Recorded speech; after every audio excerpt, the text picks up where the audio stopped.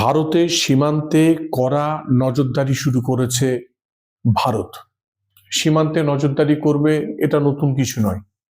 সীমান্তে তো নজরদারি করবেই, কিন্তু আজকে যে আলোচনা, সীমান্তে কি করছে ভারত।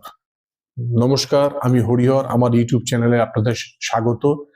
আজকে যে বিষয়টা আপনাদের সামনে তুলে ধরবো, যে সীমান্তে কি করছে, কি করতে চলেছে ভারত, এবং কোন প্রেক্ষাপটের কথাটা বলছি সেটা হচ্ছে যে ভারতে কয়েকদিন আগেই পুতিন এসে ঘুরে গিয়েছেন, প্রধানমন্ত্রীর সঙ্গে বৈঠক হয়েছে, রুদ্ধদ্বার বৈঠক, বিভিন্ন বিষয় নিয়ে আলোচনা হয়েছে, এবং তারপরেই কিন্তু রীতিমতো কড়া নজরদারি শুরু করেছে ভারত, বিশেষ করে পাক সীমান্তে, পশ্চিম দিকের যে সীমান্ত রয়েছে সেখানে কড়া নজরদারি শুরু করেছে। বিষয়টা রয়েছে যে এমনি ভারতে পুতিন আসলেন, পুতিনকে রাশিয়ান ভাষায় গীতা উপহার দেওয়া হয়েছে, যেটা নিয়ে রীতিমতো কূটনীতিক বা বিশেষজ্ঞ মহল, রাজনৈতিক মহল এবং বিশ্বের বিভিন্ন দেশের যারা রাষ্ট্র নায়করাও এই বিষয়টা অন্যভাবে বিষয়টা নিয়ে চর্চা করেছেন। শুধু তাই নয়, এই আলোচনার মাধ্যমে যে বিষয়টা আপনাদের সামনে তুলে ধরবো, যে ভারতের সংস্কৃতি কি সেটা কিন্তু রীতিমতো ভাবে বুঝিয়ে দিয়েছেন হচ্ছে এই গীতা উপহার দেওয়ার মাধ্যমে। যে বিষয়টা আবার আপনাদের স্মরণ করিয়ে দিই, যে ভারতের যে আমার আজকে ভিডিওর যে মূল বিষয় সেটা হচ্ছে সীমান্তে কি করা হচ্ছে, কি করছে ভারত। তার আগে বলা ভালো যে পাকিস্তান সীমান্তে কি হচ্ছে। পেহেলগাঁওর ঘটনা মনে রয়েছে, তারপর অপারেশন সিঁদুরে কিভাবে জঙ্গি নিকেশ একের পর জঙ্গি ঘাঁটি খতম করেছিল হচ্ছে ভারত। তারপরে তারা নিজেদের মতো করে ঘুরে দাঁড়ানোর জন্য জৈশ-ই মোহাম্মদ, লস্কর-ই-তৈবা নিজেদের মধ্যে গোপন বৈঠক করেছে। এই কয়েকদিন আগে নিজেদের মধ্যে গোপনে বৈঠক করেছে। নিশ্চয়ই আগামী দিনে একটা বড় কিছু পরিকল্পনা রয়েছে। তো এই বড় কোনো পরিকল্পনা নিতে পারে এই ধরে নিয়েই সীমান্তে কড়া নজরদারি শুরু করেছে, বিশেষ করে পাক সীমান্তে। শুধু তাই নয়, এমন কিছু অত্যাধুনিক অস্ত্র সেখানে মোতায়েন করা হচ্ছে যে যদি কোনো রকম ভাবে পাকিস্তান ভারতের দিকে ফের আঙুল তোলার চেষ্টা করে, সেটাকে কিভাবে প্রত্যাঘাত করতে হয় তার জবাব দেওয়ার মতো করে তৈরি হচ্ছে আমাদের এখনকার ভারত। সেই মতো করেই এগোচ্ছে, এবং সেই মতো করে সীমান্তের প্রত্যেকটা গুজরাট থেকে একদম কাশ্মীর, টোটাল সীমান্ত জুড়ে একদম রীতিমতো ভাবে মোতায়েন করা হয়েছে সমস্ত রকম ভাবে তাদের অত্যাধুনিক অস্ত্র, সেনা থেকে শুরু করে সমস্ত কিছু একটা বিশেষ সূত্র থেকে জানা যাচ্ছে।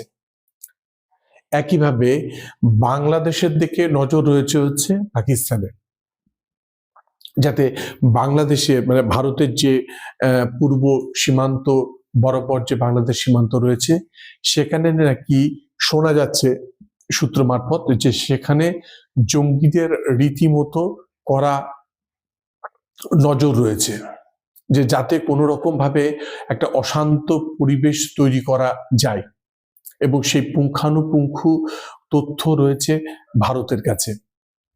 তাই একদিকে পশ্চিম সীমান্ত যেমন একটা রীতিমতো অশনি সংকেত, একইভাবে পূর্ব সীমান্তে যাতে কোনো রকম ভাবেই একটা অস্থির পরিস্থিতি তৈরি না হয়ে ওঠে, তার জন্য যে ধরনের পদক্ষেপ গ্রহণ করা দরকার তা কিন্তু নেওয়া জন্য সমস্ত উদ্যোগ গ্রহণ করছে হচ্ছে ভারতবর্ষ।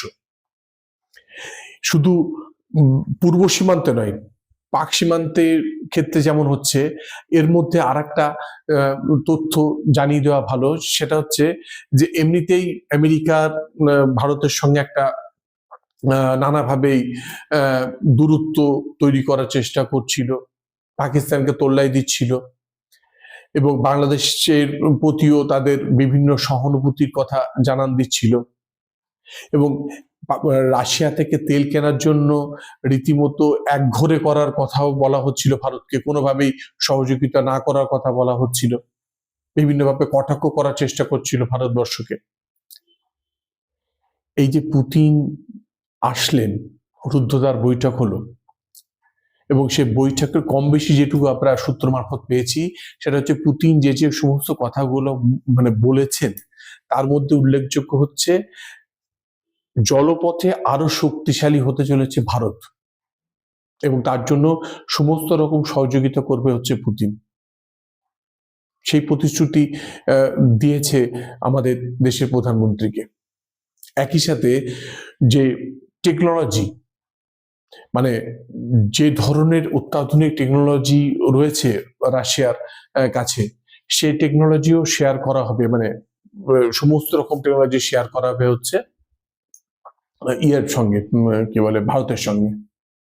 ফলে টেকনোলজির দিক থেকেও রীতিমতো ভাবে শক্তিশালী হচ্ছে ভারত, রাশিয়া সমস্ত রকম ভাবে সাহায্য করবে। তাহলে বুঝতেই পারছেন যে এই পাকিস্তান বা বাংলাদেশ বা চীন যাদের, বা আমেরিকা, যাদের রীতিমতো ভাবে নজর রয়েছে ভারতের দিকে, পাকিস্তান বারবার সীমান্তে অস্থির পরিস্থিতি তৈরি করছে, তাদের কাছে এই পুতিন এবং মোদির যে বৈঠক, এটা রীতিমতো ভাবে ভয় ধরিয়ে দেওয়ার পক্ষে যথেষ্ট।